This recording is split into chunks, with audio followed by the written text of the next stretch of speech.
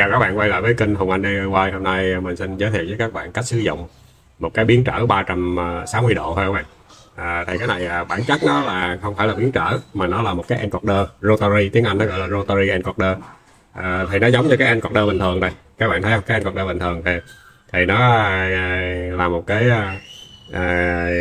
xe so hồng ngoại, một bên phát một bên nhận, và ở đây nó có một cái bánh xe nó xoay.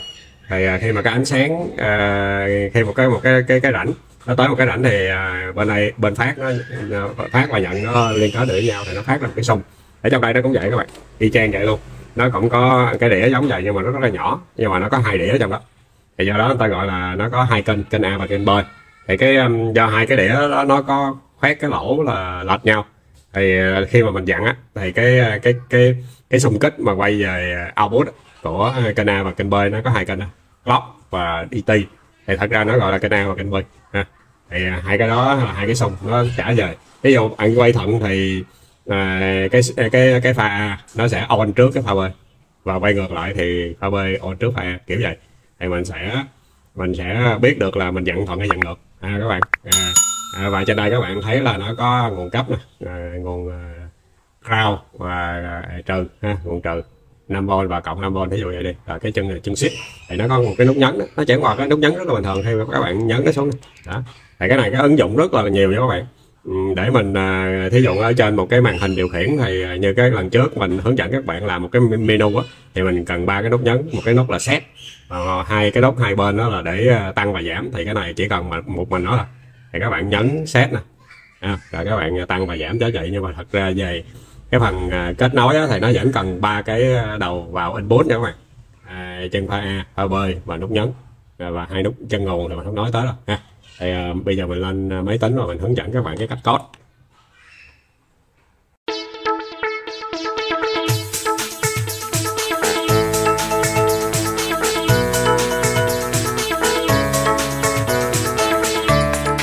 Rồi thì đây đây các bạn, mình bắt đầu mình lên mình đọc cái datasheet ha. Thì các bạn thấy ở đây là nó có 5 chân, thì chân pha A, pha B, chân công tắc và hai chân nguồn, như mình đã giải thích rồi. Thì xuống đây người ta có hướng dẫn y chang như mình đã nói.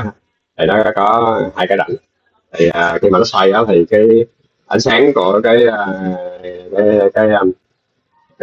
tia hồng ngoại chiếu qua được cái lỗ và bên phát bên nhận nó được connect với nhau, thì nó tạo ra hai cái xung của pha A và B.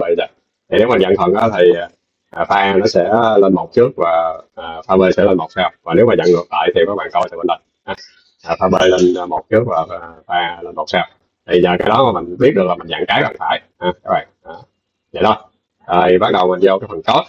Thì phần code thì mình đầu tiên mình làm một cái phần code khá đơn giản. Các bạn hãy coi hãy coi trước cái màn hình. Thì đơn giản lắm, mình chỉ cái phần này là cái phần code đơn giản, mình gọi là đây các bạn coi nè, là test rotary symbol, nghĩa là phần code đơn giản thì mình chỉ sử dụng cái rotary encoder này thôi.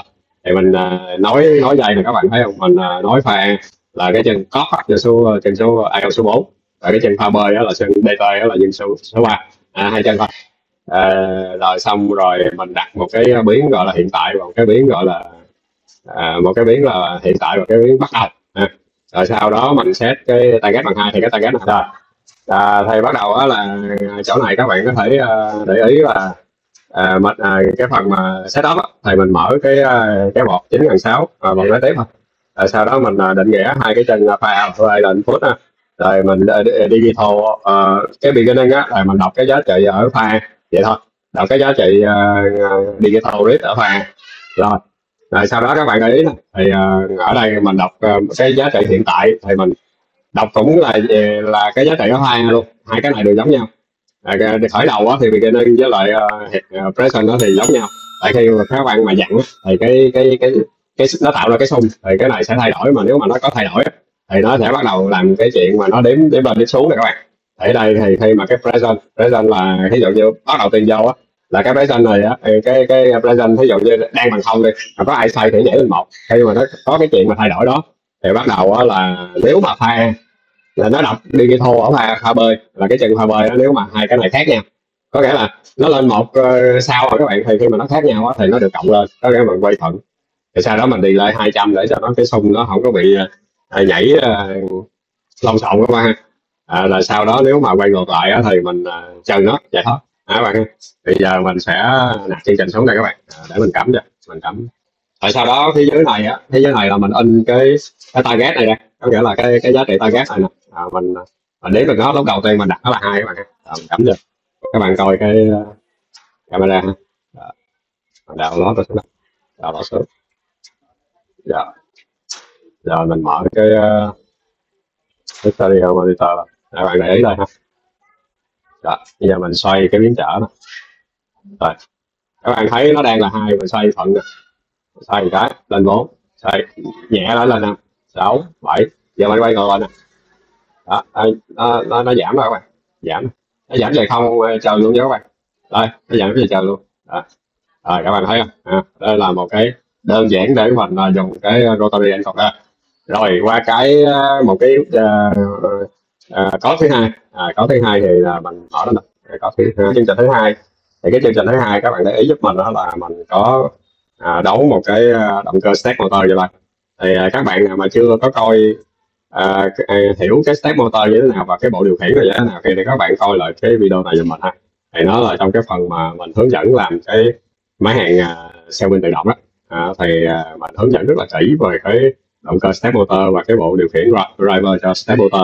Đồng thời mình hướng dẫn rất kỹ cái library của step motor này ở trên này. Thì bây giờ mình cũng nhắc lại cho các bạn, nó cũng khá đơn giản. Thì đầu tiên là mình gọi cái library của step motor ra nè ha. Thì mình để định nghĩa 2 chân bull và đây là mình đấu vô IO số 5 và số 6. Thì cái step mình phải gọi liền cái step motor ra, rồi mình đặt tên cho cái động cơ của mình là tên là right, right ha. Mình đưa vô chân bull là cái chân xung và cái chân hướng các bạn. Rồi sau đó là mình set cái step per unit là 3200, có nghĩa là cứ nó cái bộ cái Arduino mà nó xuất ra 3200 xung á, thì động cơ quay đường vòng. Ở trên cái driver mình cũng set y chang vậy, hardware và software giống nhau. Và cái phần này nó giống như cái phần code của bài trước các bạn mới đây đó. Rồi cái mình có thêm cái bụng tông rồi số 2 để khi mình nhấn thì động cơ nó chạy ha. Rồi bắt đầu là y chang như vậy thôi.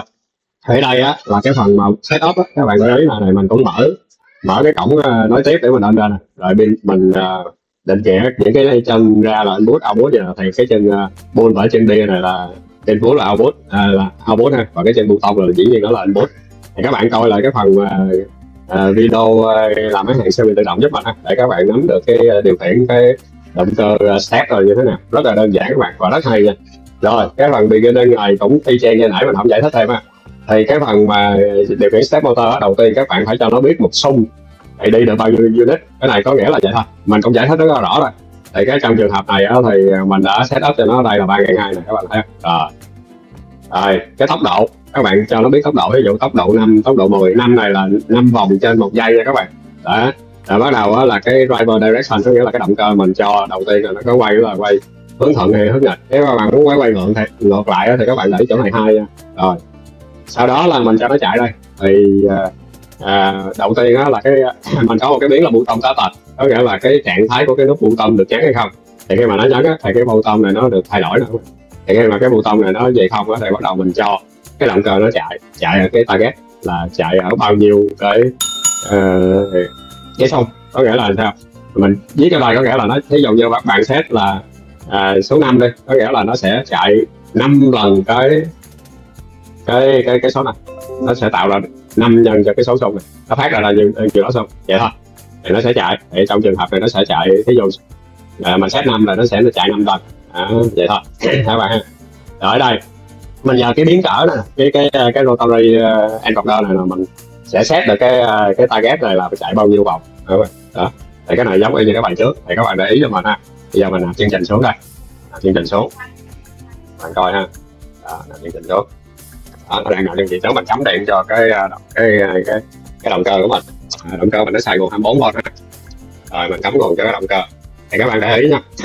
Thì đầu tiên nếu mà mình chưa làm gì hết thì cái target của mình là số 2 ha. Giờ mình dặn thì các bạn thấy đó. chờ ha, giờ mình cho nó số 3 đi.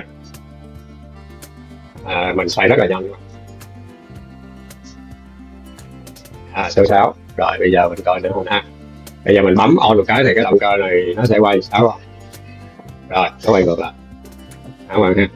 Rồi các bạn thấy là nó sẽ quay theo ngược chiều đồng hồ trước nha. Đó, bây giờ mình cho nó số âm. Đó, âm 7 đi. Rồi mình bấm cái là nó sẽ quay ngược lại. Các bạn coi nó quay theo chiều này nha. Đó, thì cái này là một trong những cái ứng dụng của cái rotary encoder. Nó áp dụng rất là nhiều, các bạn có thể ứng dụng rất là nhiều hả các bạn. Đây.